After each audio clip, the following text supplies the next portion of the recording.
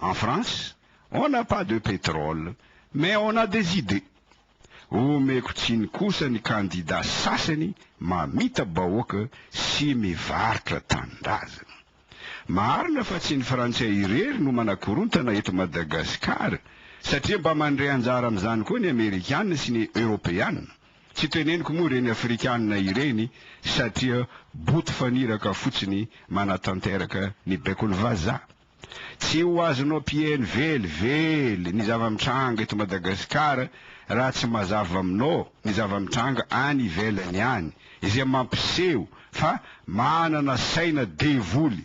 Ny fianakaviam-be iraisam-pirenena heverina ho mpanasoa vahoaka sy mpanelanelana eto Madagasikara. Ampatsehivoko ny demokrasian'ny zera-bomba nataony tafika Europeanina EUFOR tato ato. Nataony zany tany Bosnie-Herzégovine tamin'ny 4 nataony zany tany amin'ny RDC tamin'ny 9 nataony zany tany Centrafrika sy Tchad tamin'ny 12 nataony zany tany Libye tamin'ny 2 ahoana moa no ahafahany hiditra amin'ny firenena maleo tena ampandry tany raha tsy misy aloha olona miady ao. Tany Libye ohatra noforoniny ary nomeny fanampiana ny CNT, Conseil National de la Transition, hiady amin'ny Kadhafi. Rehefa vaky ny ady an-trano tany Libye, nilaza ny vondrana Europeanina fa malahelo izy mahita ny abibiny Kadhafi nanao vonomoka ny mpanohitra. Dia nalefany tany Libye ny tafika EUFOR hiaro ny mpanohitra amin'ny abibiany Kadhafi. Fiatsaram-belatsy fotsiny zany satria izao no baiko miafina nomeny Union Européenne ny lehibe ny tafika EUFOR. Giazo ny toerana famokarana soltany rehetra any Libye mba ho tampina ny loharanimbolan'ny Kadhafi. Ampiaro ny zarazara ao fanjakana ka natao balkanisation Libye, izany hoe zarazaraina amin'ny foko na amin'ny ankolafy mifandrafy, na ataovy tany tsy mety mandry toy Irak sy Afghanistan i Libye. Ny tanjona fototra kendrenareo dia manongana ny Kadhafi na velona na maty dia mametraka filoha mpitondra ankatony fianakaviam-be iraisam-pirenena.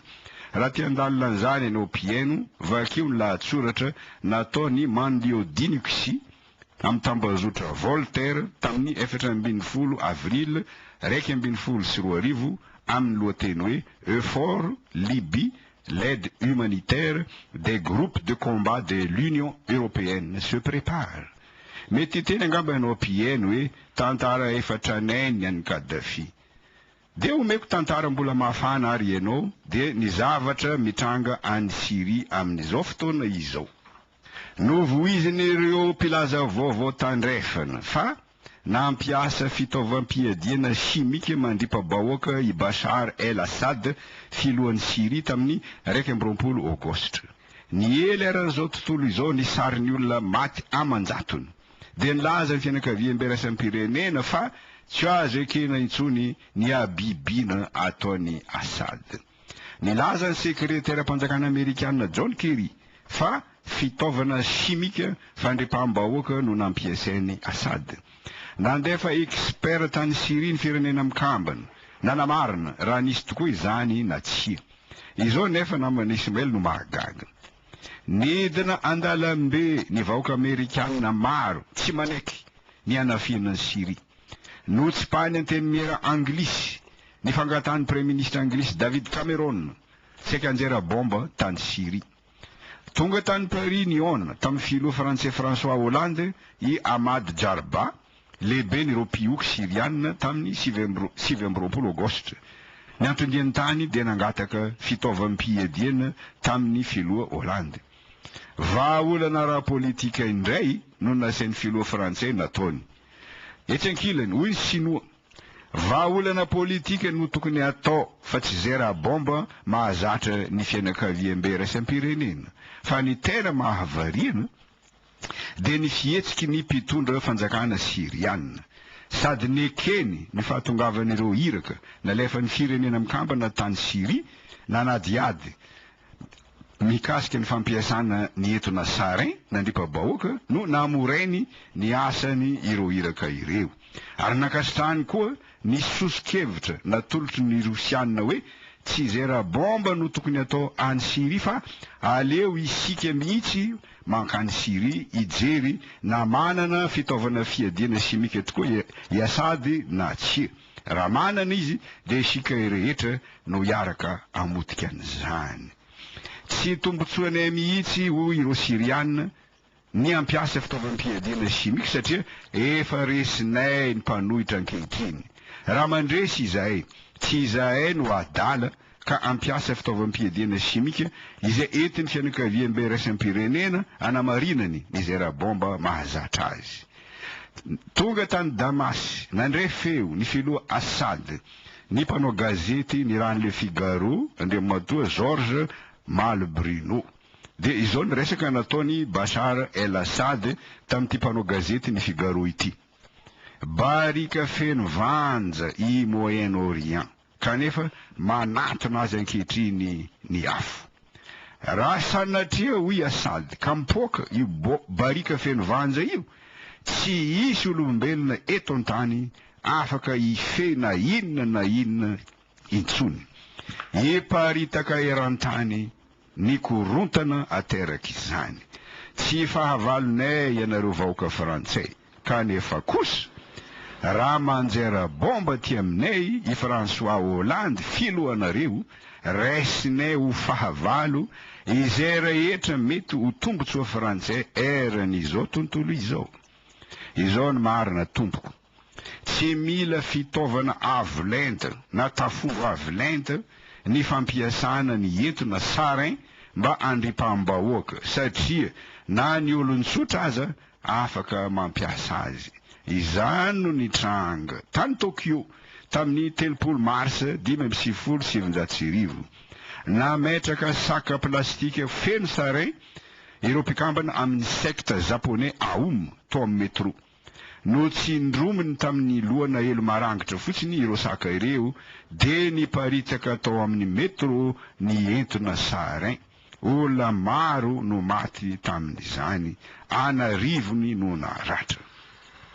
Demokrasiany zera-bomba no tena ankafizin'ny fianakaviam-be raisam-pirenena dia tsy nekeny ny sosokevitry ny Rosianina andamina any Syria amin'ny firesana andatabatra boribory. Izany no nataon'ny fianakaviam-be raisam-pirenena tany Serbia, zany hoe demokrasiany zera-bomba. Izany nataony tany satria ny fanonganana ny Milosevic izay niaradia tamin'ny Rosia no tanjana no nokendreny. Izany demokrasiany zera-bomba izany no nataon'ny fianakaviam-be raisam-pirenena tany Irak satria ny fanonganana any Saddam Hussein no tanjona nokendreny. Izany koa no kasainy atao any Syria satria ny anongana any Assad no tanjony. Izany tompoko no ataony eto Madagasikara satria ametraka ny saribakoliny Rakoto Ouattara no tanjony. Niariary ny tsy fitovian'ny mpijery mikasika ety ady an-trano any Syria ity tamin'ny fivoriany G20 natao tany Saint-Pétersbourg tamin'ny 7 septambra lasa teo satria vitsy no nanaraka ny hevitry Obama sy François Hollande mikasa hidariko bomba any Syria. I Rosia moa efa fantatsika fa tsy manaiky an'izany. Ho an'ny Guido Westerwelle, ministrin-drarambahiny Allemand, raha marina tokoa fa nampiasa fitaovam-piadiana simika i Bashar el-Assad, tokony tsaraina any amin'ny CPI izy fa tsy daroana bomba. Ho an'ny sekretera generalin'ny firenena mikambana Ban Ki-moon, resaka andatabatra boribory any no vahaolana. Izany no antony no nilazany Ramatoa Lama Faki, filohan'ny Human Rights Watch any Liban hoe metandrema ianareo fianakaviam-be raisam-pirenena mba tsy hanao tsoakevitra amin'ny alalan'ny sary video fotsiny. Izao no teny nataony Ramatoa Kanda Kasisi, filohan'ny mpanohitra laika pasifista any Syria. Tsy fantatra ho izy, iza marina no nampiasa ny entona sarainy entina nandriam-pambahoaka. Tsy za mihitsy ozy amin'ny mampanohitra no iaro any Asady, kanefa lazay kosa fa tsy manana tombotsoa ampiasa fitaovana simika i Asady izao satria efa resy tosika ireo mpanohitra mitampiadiana. Raha tsy mitandrina isika Siriana, hoy ty Ramoto Randaka sisy ity, tsy tazam-potsiny Iran. Izao zavatra ararotin'ny fianakaviam-be raisam-pirenena, izao zava-mitranga izao anjera bomba eto Siria. Zava-doza hoy ty Ramoto ity nitranga, satria raha anjera bomba eto ny fianakaviam-be raisam-pirenena, tsy tazam-potsiny Iran ary indrindra i Rosia, satria omeny bala fomanga mahatakadavitra S-300 i Assad. Jerevo Atlantico.fr tamin'ny 20 aogostra, arme chimique en Syrie, le spectre de la désinformation. Izany rehetra zany no tantaraina aminao pieno. De mba ho tsapan'ireo malagasy diso hevitra mikasika ny fianakaviam-be raisam-pirenena, raisiny toy ny havana mpanelanelana izy ireo, kanefa reptilien manana sain-devoly, manindry mafy ny malagasy anao fifidianana iarovany ny tombotsoany eto Madagasikara.